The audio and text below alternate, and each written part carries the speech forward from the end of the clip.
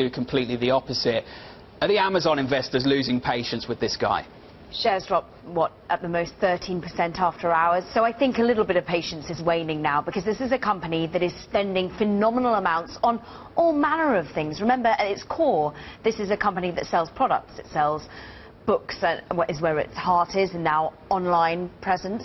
But then it moved into production of content. Its content is king. It's producing smartphones. It's spending money on drones even to deliver our goods. It makes a phenomenal amount of money, more than $20 billion in the last quarter.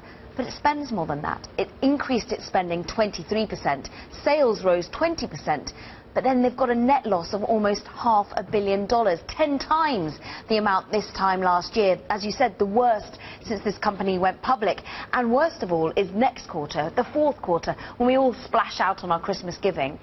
It's not looking quite as good as analysts had hoped. We're seeing profit and sales also missing their projections. So a little bit of worry there going about Amazon, that all this investment isn't giving you your rewards today. It's always jammed tomorrow. It is always jammed tomorrow with them and Mr. Bezos. And there is so much doom and gloom around at the moment. The stock is getting crushed, I know.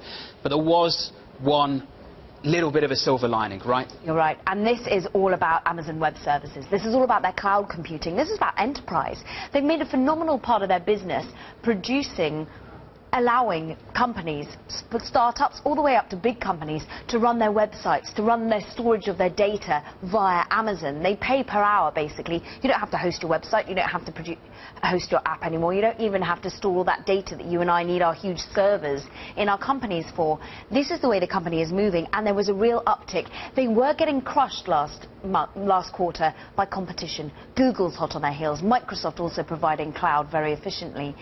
But their unit that is to do with the cloud, with Amazon Web Services, saw a real uptick this quarter, 40% year-on-year growth. Not as good as the good days of 2013, but it's getting there, so this really was a silver lining. And Microsoft, in about 10 seconds, if you can, just the polar opposite of what Amazon have delivered, right? All about cloud, all about over-producing and over-delivering, when actually just calming investors. Initially, investors embraced themselves for not such good numbers from Microsoft, but he keeps on outperforming. Satya Nadella now at the helm.